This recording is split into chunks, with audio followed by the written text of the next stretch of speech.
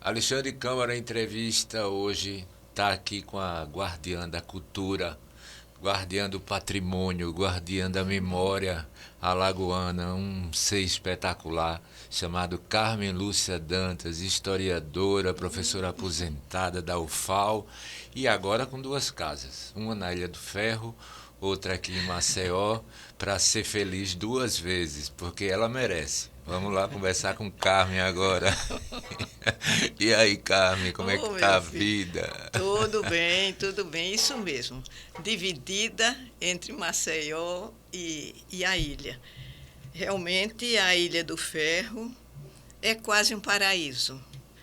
À margem do São Francisco, com um legado de arte extraordinário, tanto da mão das mulheres com o bordado, tanto das esculturas com os homens. Então, é um ambiente que respira a arte, respira diversidade, respira paisagem humana e paisagem física, Mas você. hidráulica, com o nosso São Hidráulica. Francisco, né? Mas você é de Penedo, né? Eu sou de Penedo. E o que o Rio São Francisco, que é aquele patrimônio histórico todo ali, o que você trouxe de Penedo para a sua vida? É, Toda a minha vida profissional começou a partir de Penedo, da inspiração em Penedo. Eu ainda garota lá em Penedo, estava próxima a Hernani Mero. Hernani Mero era o historiador da cidade. E ele me encantava descrevendo todo aquele patrimônio arquitetônico e escultórico que nós temos na cidade, né?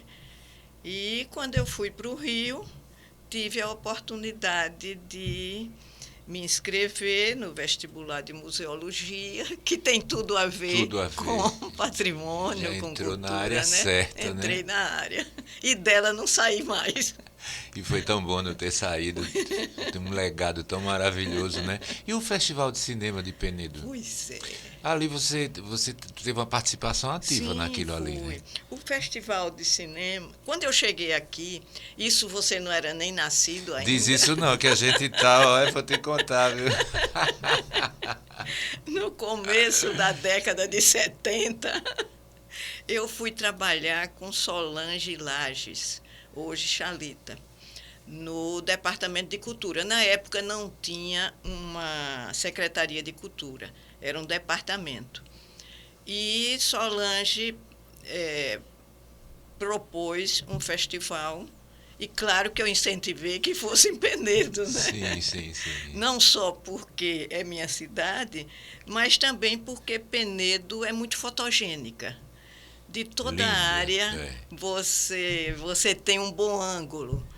E para ser um festival de cinema tinha tudo a ver com a cidade de Penedo. E Solange empreendeu esse desejo e realizou o primeiro festival.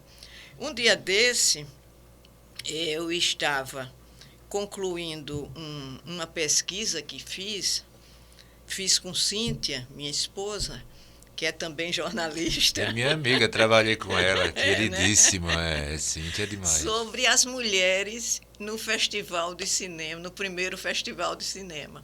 Porque o primeiro festival foi feito pelas mulheres. Foi Solange, como a coordenadora geral, eu, junto de Solange, como vice dela ali, atenta a tudo que ela determinava, eh, Elizabeth Carvalho, que hoje é desembargadora. Na Sim, época, Bete Carvalho, ela era muito ligada à área área cultural, de cultura. muito. Então, ela fez a divulgação, saiu pelo Nordeste fazendo a divulgação do festival. Saiu de ônibus até Fortaleza, distribuindo cartazes. Nessa época, assim era a divulgação. E foi um sucesso, né? E foi Pois um destaque, creio que nacional, porque veio vários Foi. artistas de fora, E a né? gente Ficou fazia assim, histórico. arregaçava a manga, tudo na vontade de fazer. Mas me diz uma coisa, os anos 70, me parece hoje em dia que tudo parece que tem 18 segundos, né? É o tempo de um filminho do TikTok. É verdade. Naquela época a gente não tinha celular, não tinha, né? Você estava fora do país, mandava um cartão postal, demorava quase o fim da viagem. Mas era uma emoção grande receber, né? Tinha Exato. essa compensação. Tinha isso. Me diz, como você vê os anos 70 assim? Me parece que a boemia, que a vida em Alagoas, até eu acho que o cheiro do mar, a vida entre os coqueiros era mais selvagem.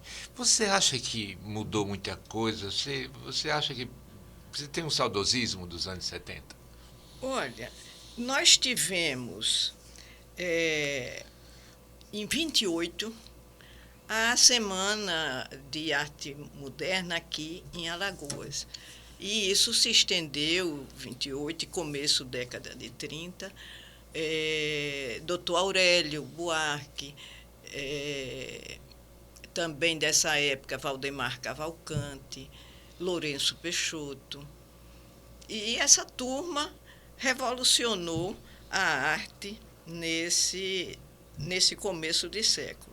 Outro momento que, claro que eu não vivi este momento, Sim, mas fui amiga deles, de Carlos Moliterno, do mestre Aurélio, essa turma toda, fui amiga.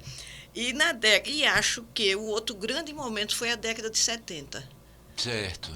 A década de 70 Tão foi dos emocionante festivais. essa década. Sim. Porque foi do Festival de Verão de Marechal Deodoro, um sucesso na arte, nas manifestações artísticas e culturais, e o Festival de Cinema de Penedo. Além disso, nós tivemos, em seguida, os festivais universitários vieram em seguida, e também com um sucesso muito grande.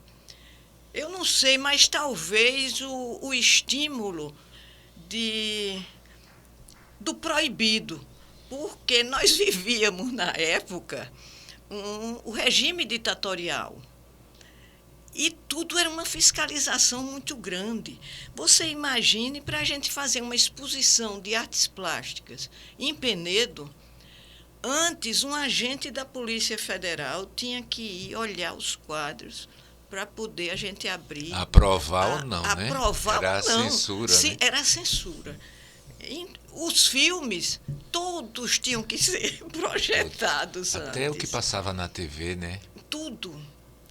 Mesmo assim, havia um estímulo enorme para a produção cultural. Foi nessa época que surgiu Celso Brandão, que o Beto Leão, Zé Geraldo Marques, é uma turma enorme. Ronaldo de Andrade, Homero Cavalcante. Todos artistas todos fenomenais. Esse grupo jovenzinho iniciando na arte e concorrendo a concursos de literatura, participando dos festivais. Era um movimento muito, muito intenso a década de 70. Agora, a comunicação era muito rasteira, naturalmente. A comunicação. Sim, como eu disse a você, a Beth saiu com os cartazes impressos pelo Nordeste, pedindo para botar nas vitrines por esse Nordeste. Nas áreas culturais, né? De ônibus, para dizer que tinha um festival, dando entrevista em rádios, porque a gente ainda não tinha televisão aqui, e nem em outras capitais do Nordeste. Então, era o rádio e o jornal. Você acha que os anos 80, porque ali a gente teve o período de transição, né, da ditadura para o período democrático. Você acha que teve um boom nesse período, porque aí você tem Ipanema, você tem Gabeira com tanguinha de crochê, você tem o povo. Você acha que depois que terminou, ou muito próximo de terminar, já estava uma efervescência cultural, ninguém se aguentava mais e precisava se expor? Precisava. Nós estávamos abafados. Abafados. Precisava dar esse salto, não é? Por mais de 2 décadas. Né?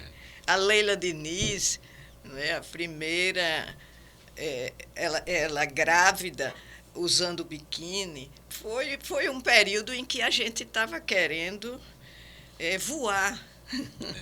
Porque cortaram as nossas asas. Cortaram por muito tempo, né? Por muito tempo, 21 Carmen, anos. É fácil convencer, voltando, eu me lembrei dessa pergunta, é fácil convencer um morador que ele mora num patrimônio histórico? Ou é complicado do cara entender isso? É complicado porque não existe a educação patrimonial. A educação patrimonial deveria já fazer parte do currículo dos nossos estudantes, preparando uma nova geração para o respeito e a importância que se tem de preservar o nosso patrimônio. E quando eu digo nosso patrimônio, eu não me refiro apenas ao patrimônio imóvel, mas também as diversas manifestações culturais. Isso não quer dizer que devamos ficar estacionados. Não. Nós devemos dar uma nova função a esses prédios históricos, nós devemos dar uma nova roupagem a algumas manifestações, porque os tempos são outros. Isso. E para que aquela manifestação ou aquele bem imóvel permaneça, é preciso que ele tenha vida contemporânea, não é? Aqui em Alagoas, por exemplo, em Maceió, né? A gente tem... O comércio hoje fecha mais cedo. Você vê que o patrimônio, o nosso sítio arquitetônico aqui, ele não é muito preservado. Não. Né? Isso, Recife dá uma dó de você ver aquele monte de rua fechada, com prédios dos anos 40 lindíssimos, né? E tudo.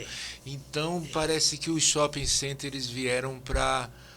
meio que acabar, você tem que dar vida, né, ao patrimônio, né? Tem que dar vida. Olha, a Bahia tem alguns bons exemplos. Salvador, por exemplo, o antigo Palácio Episcopal. Ele foi, hoje ele é um prédio, a arquidiocese vendeu, mas a casa do arcebispo permanece lá. Então, é a comunhão do novo com o antigo.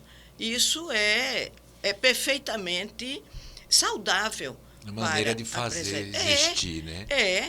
Existe hoje profissionais, sobretudo arquitetos, urbanistas, que estudam essa convivência do antigo com o novo. Isso é uma coisa possível, mas a realidade que a gente tem, por falta de uma educação patrimonial, é se colocar o prédio abaixo e se construir um novo no lugar. Não, vamos aproveitar o que tem, pois né? Você passou um tempo no IFAM, né? Foi. Como é que foi esse período, assim? O que você acha que contribuiu ali? Não, isso aqui eu deixei minha marca, isso aqui eu trouxe de novo para lá. Eu passei 9 meses, uma gestação lá no... Pariu o quê? Me conta. Eu pari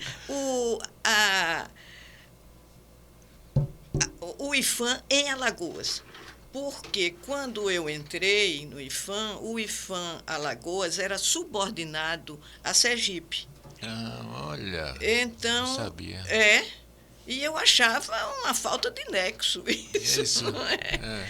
Aí, junto com Mário Aloísio, que também era o arquiteto do IFAM na época, os funcionários, o Marcos Rego e os poucos funcionários, nós trabalhamos para que fosse criada uma delegacia do IPHAN em Alagoas. E foi a 17ª delegacia do IPHAN criada aqui. Eu acho que isso foi, já, né? Quando nós conseguimos, eu disse, agora eu não quero mais. Agora, aí foi quando eu acho que o Mário pegou. E tem aquele patrimônio histórico belíssimo, né, que é o Museu Theo Brandão, que você ficou ali. Aninha, minha contemporânea de faculdade, ficou um tempo com você, Ana Guiomar, filha de Lúcia, né? Eu vi a Aninha sair, vou para o museu, tudo, toda orgulhosa. Eu dizia, pô, Aninha tem um emprego tão massa. Eu acho maravilhoso. Ela está na área dela mesmo, cultura, né? Cultura.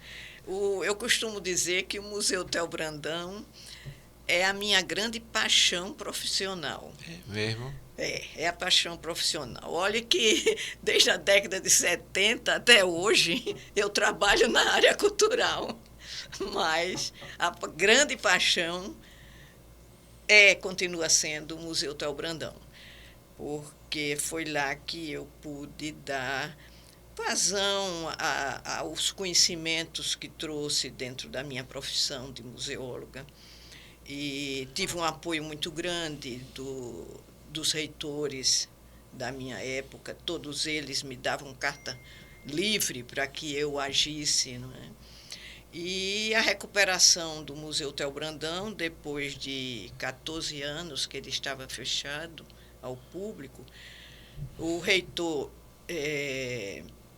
Rogério Pinheiro me chamou, eu já estava aposentada. Ele disse, Carmen, eu gostaria tanto de deixar a universidade com o Museu Theo Brandão funcionando. Você quer coordenar um projeto nesse sentido? Aí eu aceitei. Mesmo aposentada, voltei para coordenar esse projeto. E tive a sorte de ser num período em que o Brasil estava fazendo 500 anos. Então, eu soube que a Caixa Econômica ia patrocinar 4 restaurações no Brasil. 3 já estavam certas e uma estava livre ainda. Aí eu caí em campo. Na época, não existia essa coisa de concorrência, não, era atrás dos políticos para deles furarem a possibilidade da gente ir a Brasília levando um projeto muito simples. E você levou não tinha edital, não tinha nada. Entendi. Aí eu fui atrás do Theo Vilela, parente próximo de Dr. Theo, que era o patrono do museu, e ele facilitou todas as abordagens em Brasília e conseguiu, através da Caixa Econômica. Esse quarto beneficiado foi o Museu Theo Brandão, pela Caixa. E nós fizemos a restauração, tive um apoio da imprensa enorme. Porque a gente... Mas estava muito destruído, dava uma dó de ver aquele prédio todo preto. Ele tinha ficado preto, né? Foram fundamentais. Ficou lindo. Se eu passasse iluminado. Por você e dissesse, olha, consegui um tijolinho, pronto, você divulgava. E os outros divulgavam também. Como a gente ficou orgulhoso, né, desse museu. E eu muito agradecida a todos da imprensa. Me diz, Carmen, o que você colocou lá dentro? Ficou pronto o prédio. Agora, como que a gente vai... E antes de ficar pronto, ainda teve um detalhe. Na ocasião, sobrou uma verba. Sobrou R$23 mil, que na época isso são 26 anos atrás. Era um dinheirinho. Aí eu disse ao presidente da Caixa, olha, sobrou, mas eu queria fazer um projeto, queria usar esse dinheiro na biblioteca do museu, que está precisando de estantes e tal. Eu vou lhe dar com uma mão e vou lhe pedir com a outra. Aí ele consentiu. Mas vocês, jornalistas, aí fizeram uma divulgação tão grande. A Carmen fez o museu e ainda devolveu o dinheiro. O presidente da Caixa, quando veio, disse que isso tenham falado mais nisso do que na inauguração. Pois é. Mas, agora a Carmen me disse, e o Pierre Chalita, como é que sim, está aquilo ali, rapaz? É lindo aquele prédio, precisa recuperar aquele negócio. É uma pena que a fundação tenha precisado sair do espaço ali da Praça dos Martírios, mas, por outro lado, ela concentrou o acervo nos 2 armazéns de Jaraguá, certo, que são da sua propriedade. Então, está ali centralizado. Preservado. Né? Porque lá estava correndo risco. Que ainda caiu uma parte do telhado e foi todo o acervo junto nesses 2 armazéns. E, felizmente, nós estamos com uma perspectiva muito boa com relação à fundação. O acervo está sendo restaurado e com uma equipe. Porque se deteriorou lá, foi? Sim. Você imagine. Calor. Você imagine um acervo de peças em madeira, em tela, em cerâmica, em porcelana. Isso fechado por algum tempo, e ainda teve o acidente do teto ter caído, né? Não é? Precisando de restauração e de higienização das peças melhores. Mas uma equipe está lá trabalhando sob a coordenação de uma museóloga, a museóloga Eudênia, que é a mesma diretora do Theo Brandão hoje. E eu sempre estou passando lá e vendo como as coisas estão sendo realizadas e saio encantada com o trabalho. A seriedade do trabalho técnico que está sendo feito.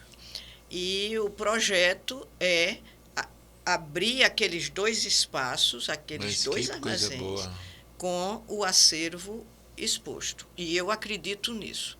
E é um trabalho que não deve ser barato, né? Não, é um trabalho caro, caríssimo. A recuperação de peças é às vezes mais caro do que a peça, porque tem que ser feito por técnicos especializados, mesmo restauradores. Eu lembro que naquela época da associação comercial veio um grupo da Bahia para poder ir tirando pele por pele da parede até chegar no afresco, né? No afresco até original. A primeira camadinha, a camada original da tinta. Um trabalho. Teve isso no Theo Brandão? No Theo Brandão teve. E tinha pinturas e tudo assim, antigas ou não? Não, só tinha na entrada. Sei. Que aí nós retiramos as camadas posteriores e deixamos a entrada com a pintura original. Mas dentro, como tinha tido muitas ocupações, foi residência, depois foi residência universitária feminina. Olha, que residência boa, né? Na beira da praia. A última ocupação foi residência universitária feminina, antes do museu se mudar para lá. Ô, Carmen, me diz uma coisa. Tem uma outra coisa que fica nostálgica para a gente, é o Hotel Bela Vista. O que você achou ali da troca do Hotel Bela Vista por aquele prédio ali? É uma coisa assim que... É triste que essas coisas aconteçam. Mas o Hotel Bela Vista e outros tantos exemplares, não é? Que compunham a feição de século XIX e começo do século XX que Maceió tinha. E hoje tem apenas alguns exemplares pontuais. Ali era a Boca de Maceió, né? Que a chamava. Boca, Aí lá, logo na Boca você via o hotel lindo, né? Com aquela cúpula. Majestoso. Era majestoso, né? É verdade. Mas, Carmen, agora vamos para o seu trabalho com o Douglas Aprato, que foi maravilhoso. Meu amigo Douglas. Vocês foram 3 trabalhos. Não, nós fizemos não sei quantos, eu nem me lembro. Porque o Douglas, ele tem uma energia muito grande, uma energia intelectual muito grande. Teve o Caminhos do Açúcar. Caminhos do Açúcar. Nós fizemos, eu acho que 3 edições. Mestres Artesãos, eu acho. Mestres Artesãos. E Patrimônio Cultural de Alagoas. Isso. Teve também Cartofilia Alagoana. Eita, certo. Ainda teve mais. Que teve uma edição belíssima. Folguedos e danças populares de Alagoas. Sempre estava trabalhando com o Douglas. Como é que funcionava a divisão de trabalho? Porque... Olha, foi fácil. Foi fácil? Foi muito fácil. Quando ele me propôs, ele disse, olha, Carmen, a gente escolhe um tema da história de Alagoas, todos os nossos livros são sobre Alagoas. Ele disse, a gente escolhe um tema, eu falo sobre a parte histórica e você fala sobre a parte artística. E deu certo. Porque todos esses trabalhos tinham essa conotação. Na hora que nós escrevemos sobre as casas grandes de engenho de Alagoas, nós fizemos um livro sobre o que restava de casas grandes de engenho. Ele falou sobre a parte histórica da questão do açúcar em Alagoas e eu falei sobre a arquitetura e o recheio dessas casas, mobiliário, louça, que nós ainda vimos quando fizemos esse trabalho. Foi muito bom a época que eu trabalhei com o Douglas. E o Filhinhos da Mamãe foi você que criou, foi, rapaz? Você é danada demais. E virou um negócio que é abertura e todo mundo tem que ir, vai fantasiado. E vão todos os amigos, vai a nata da cultura. Os filhinhos todos. Os filhinhos todos estão lá. Eu não criei os filhinhos. Como foi isso? Foi a turma da ATA. Certo. Que eles levaram uma peça teatral que era Alagoas se libertando de Pernambuco, certo. Da mãe Pernambuco. Da mãe. E foi um sucesso grande. E a mãe Pernambuco, eu acho que era até a Aline Marta. Aline Marta ganhou o Kikito que hoje agora, chiquérrima. Que bom, né? Que bom, merece. Aquele olhar severo dela. É formidável. E a Ata se saiu muito bem, né, com essa peça, foi assim um sucesso. E isso aconteceu mais ou menos em novembro. Sim. Aí, saindo na comemoração, na noite aqui de Maceió, a turma disse, por que a gente não leva para o carnaval? O carnaval estava morno, não tinha nada no carnaval de rua. Isso foi em 1985. Era uma época fraca, culturalmente. Pois né? Rapaz, o carnaval de rua estava apagado. Aí nós saímos da casa de Homero, certo, a turma da ATA. Aqui na Rua da Praia. Disse, olha, Carmen, quando me disseram, eu vesti a camisa na hora.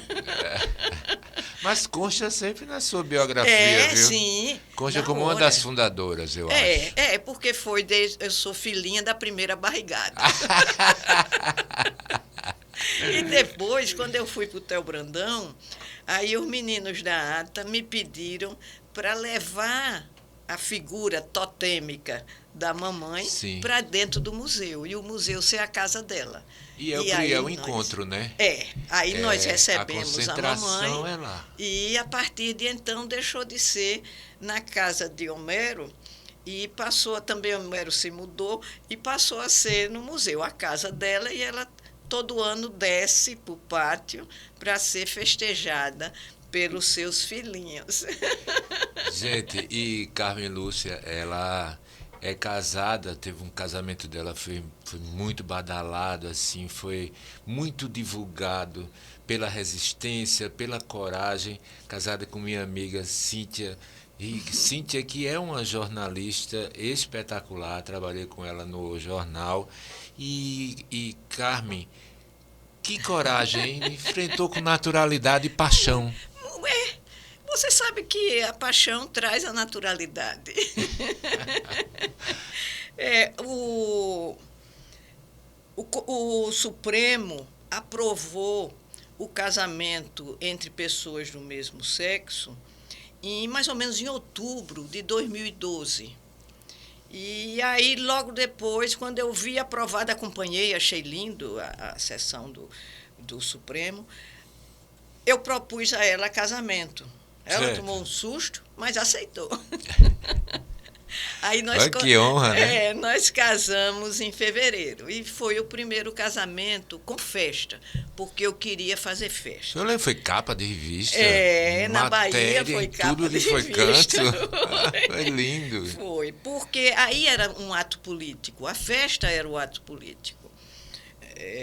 Eu queria mostrar que duas pessoas do mesmo sexo podem se casar normalmente, como sempre houve casamento, a união entre duas pessoas. E sou muito feliz desde 2013. E merece, né, Carmen? Me diz uma coisa, isso foi uma coisa que você descobriu assim de repente? Você já tinha uma história, só que mais discreta, porque era um outro momento político e tal? Não, eu fui casada com um homem, eu tenho 3 filhos e um casamento muito feliz. Como é que não vai ser feliz do teu lado, Carmen? Carmen, qualquer coisa é um riso lindo desse. Fala. Mas eu me apaixonei por uma colega da universidade e foi no momento em que o meu ex-marido foi convidado para ir para Brasília e eu achei que seria o momento certo. Eu estava levando uma vida casada, mas com uma outra relação, há coisa de uns 4 anos. E aquilo era muito incômodo. E quando ele foi convidado para ir para Brasília, numa situação muito boa, com um futuro provável presidente, eu disse, é a hora dele ir feliz e eu ficar feliz. Feliz também. Não é? Porque o meu ex-marido era uma pessoa de quem eu gostava muito, respeitava muito, e tivemos 3 filhos que são meus tesouros. Então, eu tinha por ele um respeito grande. E, sabendo que ele ia bem, nesse momento eu tive a coragem de ficar em Alagoas. E os meninos hoje aceitam normalmente? Sim, Nunca sim. tiveram problema com isso? Não, claro que eles queriam que eu tivesse ido para Brasília, não é? Sei. E continuar, porque a relação de papai e mamãe juntos dá uma segurança grande aos filhos. Eu estava com um filho já jovem, já tinha passado da adolescência, e estava com uma filha na adolescência e uma pequena que ficou comigo. Eu disse que não ia para Brasília, que tinha passado a emoção e eu não seria verdadeira. A desculpa foi essa, né? E realmente não seria verdadeira com ele. E o filho quis ir, a filha quis fazer administração em Brasília e a pequena ficou comigo. Mas tudo isso num clima de família, porque a minha relação afetiva acabou com ele, mas não a amizade. Nós continuamos 2 amigos tão próximos, que eu não sei como eu consegui isso, mas consegui. Amigos tão próximos que depois, anos depois, fui eu que servi de cocada para um casamento dele. Olha. Eu apresentei uma amiga que eu sabia que fazia o tipo dele. E eu disse a ela, olha, se você topar, você olhe, porque você faz o tipo dele. Pronto. E deu certo. Que coisa e eles foram boa. muito felizes. Ô, Carmen, me diga uma coisa.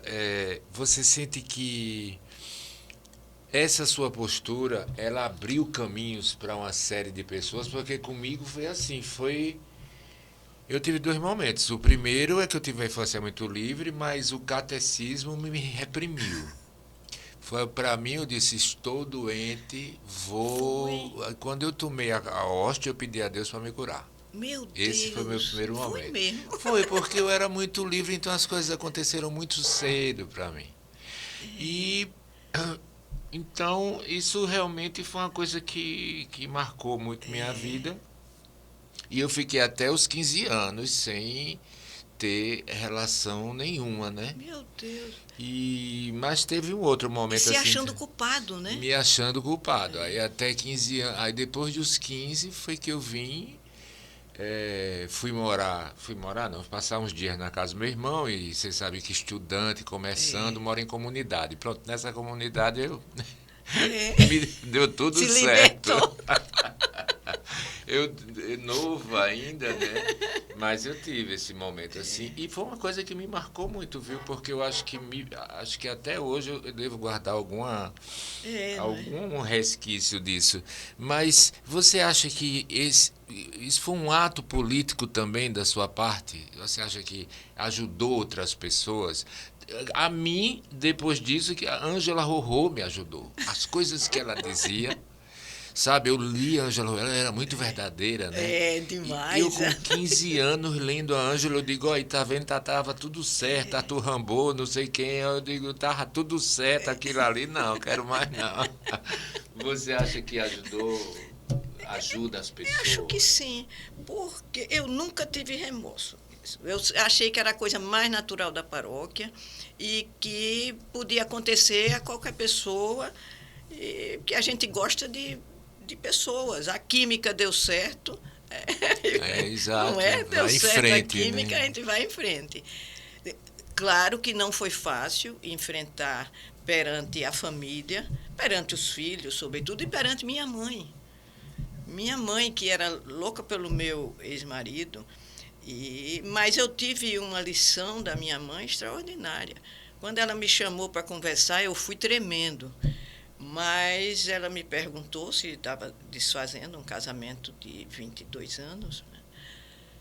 Eu disse que sim, que a iniciativa era minha. Ela só fez me perguntar: é isso que você queria? Você está feliz? Mãe é mãe, né? Não é? Eu disse sim, estou feliz. A partir daquele dia, ela continuou dando o docinho de leite para o meu ex e começou a dar para minha atual o docinho de Ah, que leite bom. também, sem dizer nada, mas Você conheceu o João lá em sim, casa. é, O João, mamãe amava o João, né? pois Eu é. conheci o João no.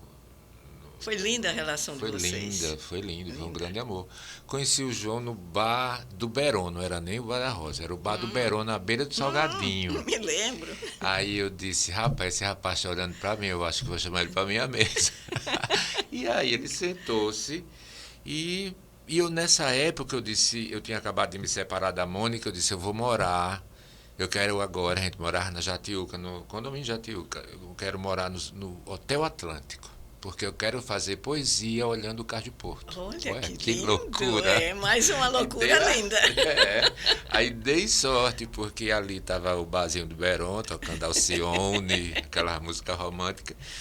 E pronto, conheci o João ali e passamos 6 anos juntos, né? Pois Foi um grande amor. Você prefaciou um livro que ainda está inédito. Eu lancei um outro agora, mas foi. Esse já é um testemunho mais da minha vida, sabe? Dos amores, tudo que passou. É como eu hoje olhando de fora sim. tudo, sabe? Mas vão sair, É, porque eu quero ver. vai ver, e esse eu vou te dar. Eu ia trazer hoje, mas na correria esqueci. E vocês fizeram uma exposição que ficou memorável quando vocês chegaram de viagem, talvez da viagem de lua de mel. Foi, Não é? Uma foi. exposição num espaço Foi no cultural, espaço cultural da Praça Raiol, que era do. chamado Eu não lembro, mas... Caeté. Eu não lembro como era o nome, porque foi 96, né? Pois é. Eu não lembro mais, mas foi um espaço Mas um espaço, muito ficou sucesso. linda a exposição, foi um Você sucesso. fez uma matéria Tanto que eu não esqueci maravilhosa. mais. Foi, você fez uma matéria linda, graças a Deus a imprensa cobriu muito bem. Muito, foi. E cheio, todo mundo queria ir para a exposição. Oh, meu Deus. Carmen, o que é que ainda falta fazer, Carmen? Tem tanta coisa ainda para fazer, Não né? Quais é. são seus projetos profissionais e tal? Tá com livro, tá fazendo alguma coisa com Cíntia? Meu projeto é, sobretudo, namorar. Aos É o 80 melhor. anos, encaminhando para os 81. É melhor, né, não? Eu quero a tranquilidade da Ilha do Ferro. Tenho projetos com Cíntia, mas coisas trabalhos que são da minha própria história lá atrás, como esse que eu fiz sobre as mulheres no Festival de Cinema de Penedo, coisas lá de trás. E estou tendo um apoio muito grande de Cíntia, foi uma sorte minha ter me apaixonado por uma jornalista tão envolvida na área cultural, porque a gente divide também essa questão do trabalho dos meus textos. Você imagine, eu escrevi no século passado. Esses livros com o Douglas, eu comecei no final do século passado e comecinho desse século. Então, eles estão muito desatualizados com relação a certas expressões, não é? E a certos tratamentos com relação a pautas identitárias. E Cíntia está me ajudando muito, atualizando esses textos na questão de gênero, na questão de raça, na questão de religiosa. Então, esses textos estão sendo revistos por mim e por ela, com a segurança que eu tenho dela ser uma estudiosa dessa área. Ela acabou doutorado agora nesta área de gênero e de questões de fake news, etc. Ela sempre continua estudando, então, continua estudando, Então, nós estamos fazendo uma tabelinha com estes textos que eu escrevi, que estão sendo agora atualizados para uma linguagem mais respeitosa com relação às pautas identitárias. E depois uma publicaçãozinha, E né? depois a gente publica. Olha, rapaz, eu hoje disse, eu vou de vermelho e azul para tirar uma onda. Eu vou dizer, olha, em homenagem aos foguetes alagoanos, à cultura popular, eu vou de Diana, vou de azul. Quando eu chego aqui, a gente olhou um para o outro... De Diana também. De Diana também. Vermelho e azul. Pois então é isso, foi uma honra enorme entrevistar a Carmen Lúcia Dantas, essa historiadora que é uma simpatia, um amor de pessoa, inteligentíssima, muito conhecedora da área dela e um ser humano que sabe viver. Sabe? Porque antes de qualquer coisa, antes de qualquer profissão, você precisa saber a arte de ser feliz. E isso é com ela. Obrigado, viu? Muito obrigada, muito obrigada. Vocês deem o desconto, porque isso é coração de amigo, viu? Obrigado, amor mio. Tchau.